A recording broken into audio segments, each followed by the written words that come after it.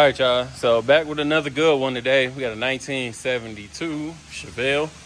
As you can already tell, she's got some goodies on her. So we'll take you all around the car. If this is your first time here, we do a test drive. We throw her on the rack so you can see underneath. Take you all around the exterior, interior. Try to show you the car in its entirety. If you're interested, you'll give us a call, 256-801-4409. So get into this one. We do have this one here on consignment. I get a lot of messages, comments. Obviously, a lot of people don't know what consignment means. Consignment means you have a car that you want to sell and you are using our platform to sell it.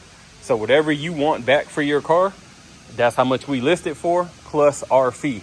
Our fee is normally $5,000 or 10%. It just all depends on the vehicle. So if you tell me you have a car that you need $100,000 for, we are going to list it for $110,000. That's where the price comes from. So now we got that out of the way. 72 Chevelle, loaded with goodies. Beautiful, beautiful blue. As you can see, she's got a fiberglass hood, 4-inch cowl. We'll lift it. You guys will see what's underneath it, but you'll already be able to tell. It's got a Blueprint 632. I love Blueprint motors, 3-year warranty. I've never had any personal issues, but pretty solid. We got Billet Specialties all the way around. These are kind of like the, obviously the reps of the original wheel that comes on these. I like these myself. Like I said, 22s all the way around. They are staggered, so you have a lip and it has a step lip. So pretty dope. You see it sitting on, it's got a set of 6-piston wilwoods in the back. Moving around. Paint is beautiful. Shows very well. You can see the lights. Windshield solid, no cracks or rock chips. We'll do the interior, but the interior's been done as well. And like I said, this looks like about a 7-inch lip to me. It might be wrong, but pretty solid. Rear glass, no cracks. Looking at the trunk, pretty clean. Honestly, it could probably use a polish. I can see a couple watermarks in there. Could have been from a car wash, not drying it fast enough. Could have been from some rain. Chrome looks pretty solid. I don't have any dents or scratches I can point out. Once we lift it on the rack, you guys will really see underneath it. Quarter panels look solid. Didn't have any waves or dents.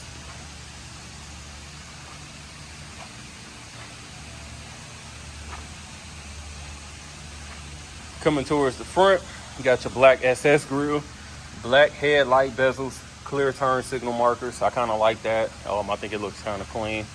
You got a front spoiler they put on, and front bumper looks pretty solid. Let me go ahead and pull these out.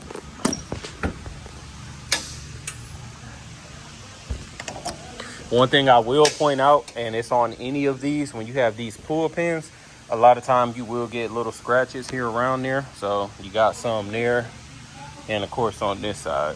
It's just one of those things when you deal with these and you pull them out, unless you pull it out perfectly, you're gonna end up getting some little scratches around there.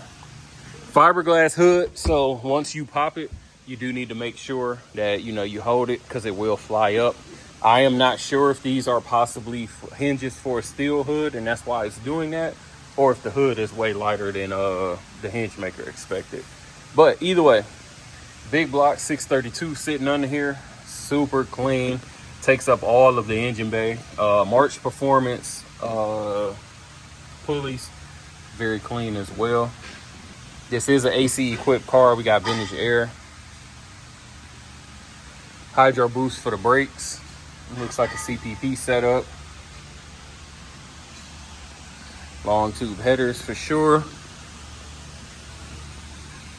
Big radiator, dual electric fans. And we got a transmission cooler too. I believe it's a Doral or Durali, however you say it.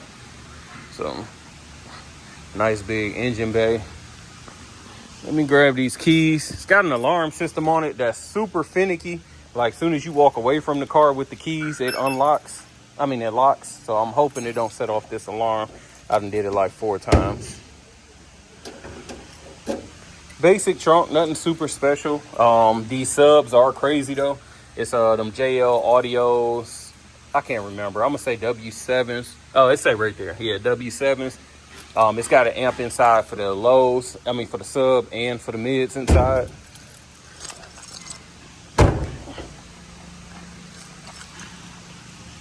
kind of check that out. Throwing the keys in there because, again, when you walk away from it, it'll lock and start going off. So interior's been all redone. Beautiful rear seats, nice and thick. Leather feels nice and soft. We got billet handles for the manual windows. Headliner clearly has been redone. And like I said, passenger and driver seats look great. Carpet is new. Jams look solid. No issues with the door panels. Again, solid, pretty good. Dash looks good. Let me get on over to the driver's side.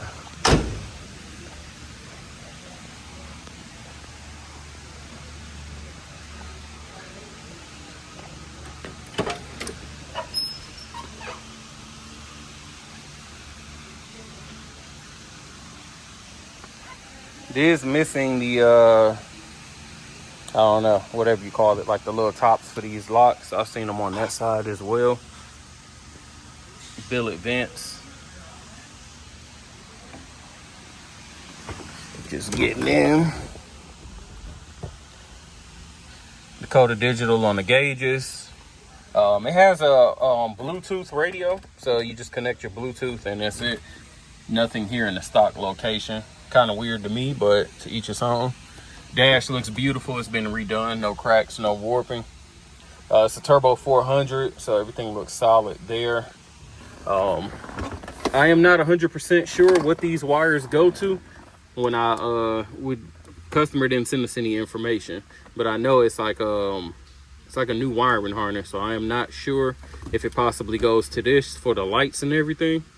The reverse lockout, I'm be honest, I'm not sure. So you guys will probably know in the comments. Give me a second, we're gonna knock out this test drive. All right, y'all, I'm not gonna do a full test drive in the Chevelle just because high dollar cars, not ours. It's got the 22s on it. Sometimes those can rub when you don't have a mini tub, so I just ain't gonna do it, but you'll at least see me moving it so you know it goes under its own power, and I'm gonna put it on a rack.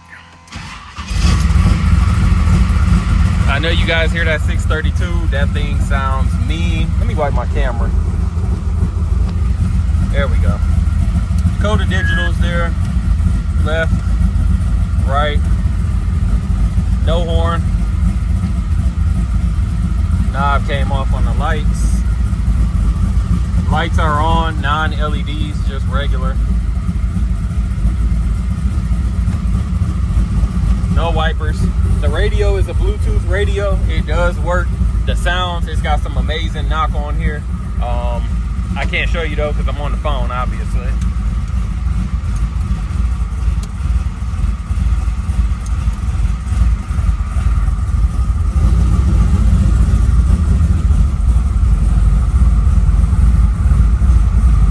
This thing definitely wants to go.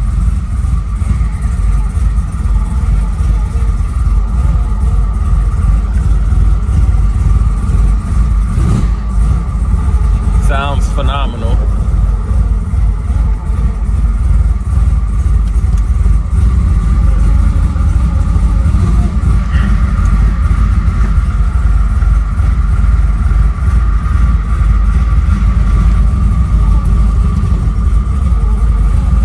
Turbo 400.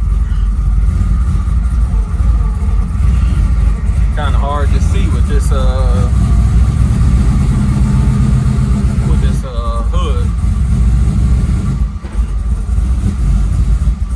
All right, we're on the rack. Give me a second and I'll get it lifted up in the air. We can check out underneath. All right, y'all, got the Chevelle up on the rack. Of course, bumper looks beautiful, no issues here. Paint underneath looks solid. Obviously the gas tank. Screen looks phenomenal, super clean, nothing really to worry about. He had a Moser 9-inch, 373 gears, of course, positive traction, coilovers, 4-piston wilwoods on both sides in the rear, of course, tubular suspension all around, custom Borla exhaust.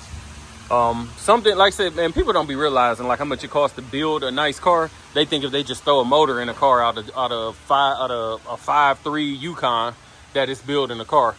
I'm gonna show you a lot of stuff. The Holley pump, obviously for the amount of power it's putting out. these V-clamps. I haven't seen one of these outside of my own car in a while. So yeah, I might be a little biased towards them.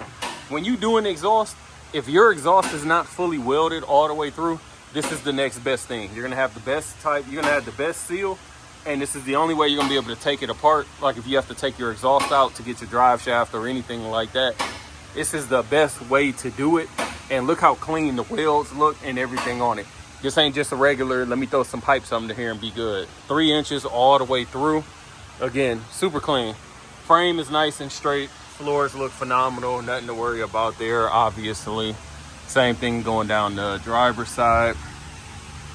I think this is a G-Force cross member. I'm not sure.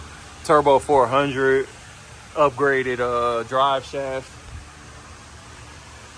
Trans pan, oil pan look great underneath. Again, big block 632. Not your normal coilovers. Obviously, it's better for the springs to sit. For the coilovers to sit a little bit lower. Wilwood 6 pistons, both in the front. Let me get from under here. QA1 on the sway bar. Super clean underneath. Everything's been touched. The front bumper looks solid. It's got that splitter, which I actually like. I got one of these for mine, and because I ain't want to drill into the bumper or put it in, I ain't messed with it yet. But this is definitely something I'm doing next weekend. I think it looks good. 22-inch Billet Specialties all the way around. F1 Eagle tires, not some cheap Lexanis. Going down, body looks clean underneath. No rust or bubbles I can point out. Definitely clean. I ain't even look and see what size these, what's the names are. 285s, 35, 22s. It's kind of wild because, I guess just because of the offset, because it was like way wider than 285s, but it's because of the offset. There we go. Pretty clean, I would say. Really nothing else to point out.